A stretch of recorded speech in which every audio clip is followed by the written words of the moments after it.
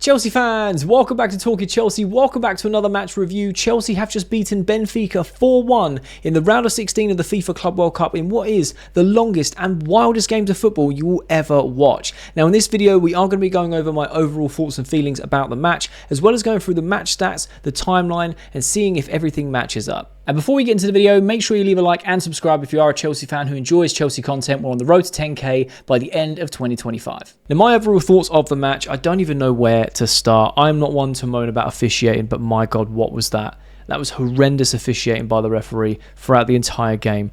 This guy must be eating crayons. He was atrocious. So one-sided to Benfica throughout most of the match. He also gave some dodgy decisions from Benfica, so it worked out for both sides. This guy... We don't know how lucky we have it in England. We moan about the English officiating, but my God, tonight, it highlighted how good the English officiating is compared to what we saw tonight. It was horrendous. Now, I don't want to spend too much time on the officiating. I want to talk about the match in general. Chelsea get the victory. We win 4-1 against Benfica, and it seems like a very flattering scoreline, and the game ends that way. But my God, was it a roller coaster. It was an emotional, physically draining roller coaster for a myriad of reasons. Now, in the first 90 minutes of the game, Chelsea was set up perfectly. Maresca got the tactics right, he got the lineup right, and we were solid. We were playing so well with patterns of play. We were keeping Benfica at bay. Yes, they had a couple of chances, but nothing clear cut. We were, dealing very well with Benfica. They were defending well as a unit, Benfica, which was, admiration for them.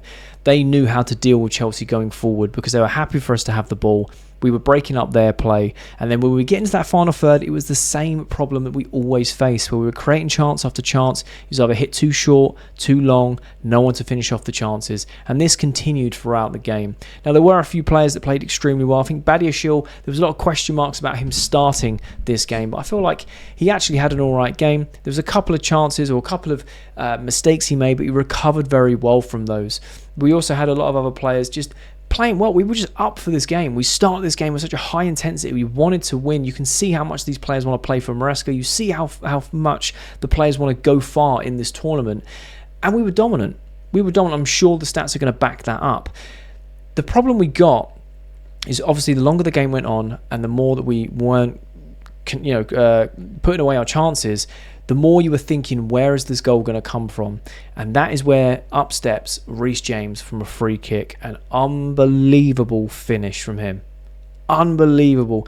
The audacity to try and shoot from the angle of that free kick. A tight angle, up and over the wall, perfectly in the bottom corner. Keeper had no chance. Catches the keeper out a little bit here. Unbelievable. Puts us 1-0 up around, I think it's like the 64th, 65th minute. And you think, wow, all we got to do is see this game out. Benfica don't even look like scoring. Benfica cleared one off the line in the first half. There were a few other chances that were well saved. Their goalkeeper, I don't know what he's taken, but he was making some incredible saves. Everything was being blocked. Everything was being defended with their life. Our corners were woeful, I must admit. But Chelsea were creating chances. Chelsea were playing well. We were solid defensively. It was just about getting over the line. And like I said, Reece James puts us one up, and we don't look like scoring anymore, from being honest, but Benfica don't either. It looks like we can just see this game out, boring 1-0, job done, into the quarterfinals, until the 86th minute, and the referee decides to suspend the game because of a few clouds in the sky. Now look, I'm not trying to play down the severities of the weather in the USA. I'm not saying that their weather isn't dangerous or fatal sometimes. That's not what I'm saying. What made no sense is there were clouds in the sky and he called the game off for 4 minutes essentially that was left to play, plus injury time. We then had a 2-hour delay because lightning struck and whatnot. I get it, protocols are protocols. But what doesn't make sense is you're hosting a tournament in this country where already 6-7 games have been suspended because of weather. It just doesn't make any sense. 2 hours is a long time for any professional athlete to stay warm, to stay fit, stay ready, to then continue playing a football game. And when he called it off, there were clouds in the sky. If he would have just let the game run, we would have been all right. We could have finished the game. It would have been injury time. We could have blown a little bit early, and we could have got out of there, and then we still would have been fine. Because 2 hours... Now, look, I'm not a weatherman. The protocols are obviously for people's safety. I totally get that. But it was just wild that we had to wait 2 hours for this. And there weren't really many updates other than, oh, lightning's hit. There's a 30-minute timer that's just restarted, etc., etc. I had to get exercise bikes into the changing rooms for both teams to keep the players fit, warm, and keeping them going. They were doing 1-2 touch in the changing rooms. It's just wild. It's absolutely wild to me. But then the game resumes. The players come out, they warm up, they then start the game again. Now, you're giving two teams 2 hours rest. We were 4 minutes away from, we were completely dominating this game. Benfica didn't really have a sniff. They didn't look like scoring. We shut up shop. Tactically, it was spot on. We just had to see the game out. After the reset, oh no, Benfica were hungry. They knew they had very limited time. They just had a 2 hour rest where, yes, they were keeping warm, but they could fester on that, how much they wanted to win this game. And Chelsea had to match their energy levels. Benfica come straight out the blocks, and Chelsea did well to match their energy levels. It took us by surprise for a few minutes, but we managed to, match it as best we could. And then the referee gives the most bizarre handball penalty from VAR that I've ever seen. Now, technically, yes, it touched his hand. I'm not disputing that it didn't. What I am saying is it's a very soft penalty and would never be given in the English Premier League. It wouldn't have been given in Europe. We may have seen it in like Germany or France or Spain potentially, but it wouldn't have been given in the Premier League.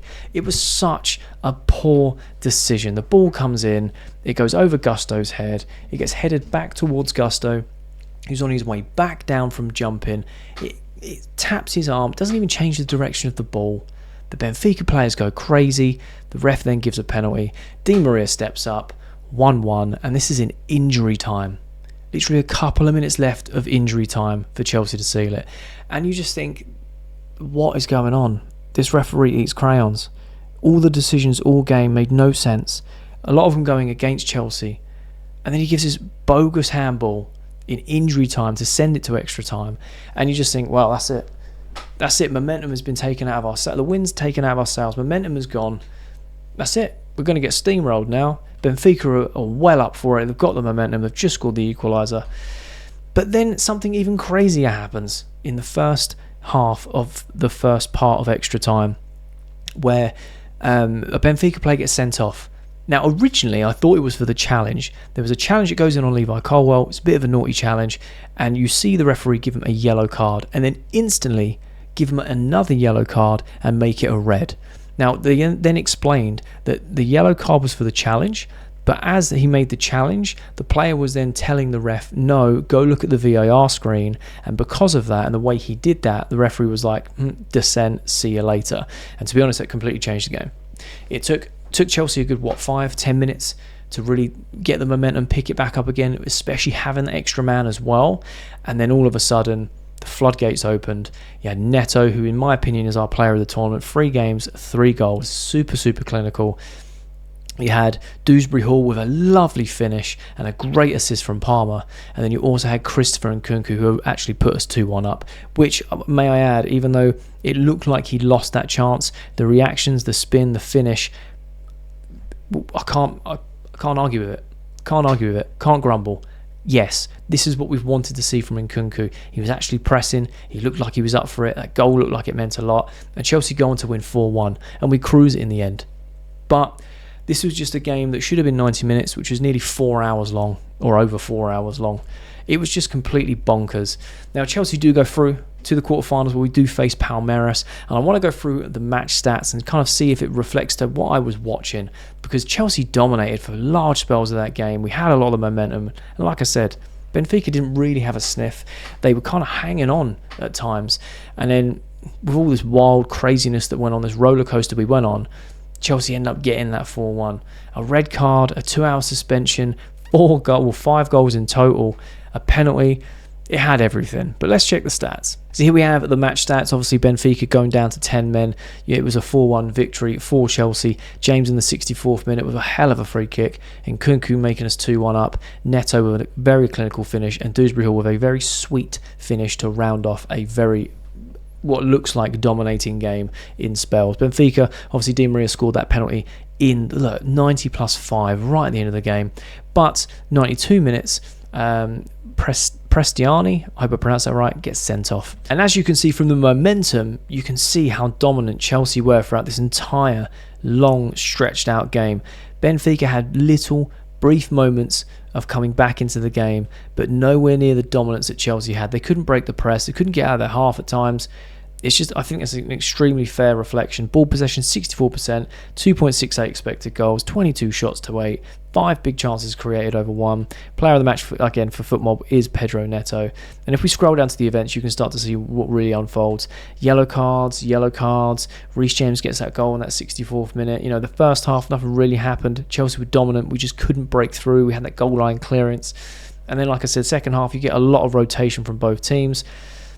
A couple more yellow cards, and then it goes to full time. You've got that penalty, that moment of madness right here. So you can see that what's really strange is you've got like the Prestiani who got a booking and the last kick of like full time before extra time, and then he had the challenge, which was a yellow card, and gave him the red, which wasn't explained very well while we were watching the game, because it looked like he gave me yellow, then gave him another yellow and a red straight away. Obviously Angel Di Maria converted that penalty, and then again after that red card, you can see Palmer was also in amongst the mix of that. Colwell then got booked, and then the goals just came 108, 115, 117th, and it just wrapped the game up. So this was the starting 11, and you know we're going to see obviously the rotations of things. But Sanchez had a very solid game today. There was nothing to do about penalty. You never expect a goalkeeper to save penalties, and if they do, it's a bonus. But all round, made some great saves, cross collection. He was just good. Had a very good game today, very solid, and he didn't have much to do. So when he was called upon, you know, it was good to know that he was there to actually do his job. Cucurella playing fantastic today, up and down defensively. I believe that Caicedo and Palmer. I think Palmer potentially may miss the next game because of the amount of yellow cards. I know Caicedo's a definite, not sure about Palmer, but Cucurella was bombing up and down, working well. Palmer on the left wing worked a lot better than it did when he was on the right wing, and his numbers reflect that. He got himself an assist, and 8.4 is about right. He was very, very good today. Quiet in spells, of course, but very influential on how the game went. Badiashile of a 6.9 surprises me. I didn't think he was as poor as that rating personally. Like I said, he had made a few mistakes but recovered very well. I thought he was relatively solid. Played 70 minutes. You know, he came off. 6.9, I think that's a bit harsh, if I'm being honest. I would have probably given him like a 7.2. I think he was okay. But Cucurella, fantastic. Colwell was good today. He got booked because he couldn't keep his mouth shut, and as the captain for parts of this game, it was very, not concerning, it was more disappointing. It was like, I know that you're frustrated because his referees are giving some ludicrous decisions, but as the captain, you just need to keep your mouth shut to not get sent off, because one bad challenge, and the way, well, not even a bad challenge, the way this referee was dishing out cards and fouls, one poor challenge and he's gone. But 7.5 I think is about right for him. He was relatively solid today. Reece James with an 8.2, played 80 minutes, which was nice to see him getting more minutes of a game. That free kick was an absolute peach. If you've not seen it, go and check it out. It's a worldie, unbelievable goal. Our captain, Mr. Reece James, 8.2. To be fair, I would have given him 8.5 and above. He was really, really good today. One of the best players on the pitch. Lavia playing 85 minutes, which is again a very good sign. He was mustard in that midfield. He's the concrete, he's the cement that joins that midfield and the defence and the strikers together, like all in one sort of movement. Breaks the play up very, very well. 7.5 I think is a bit harsh. I'd probably put him closer to an 8. I think he was fantastic. Caicedo with a man of the match performance of 8.7. Again, mustard. We know what you get with Moises Caicedo. Unbelievable player. I think 8.7 is fair. He got himself an assist as well. He did get himself booked and still managed to get an 8.7 rating, which is amazing. Now, for Enzo Fernandez, got a 6.8. It was one of his quieter games. He looked very frustrated at points in this game. He couldn't really get into it and move things the way he wanted to. He was trying to pull the strings, but it didn't go his way. I think a 6.8 is probably harsh. To say he was rated less than Badiashile. According to this, Enzo Fernandez was the worst player on the pitch. And to be fair, there is a case for it, but I don't think he was worse by that far.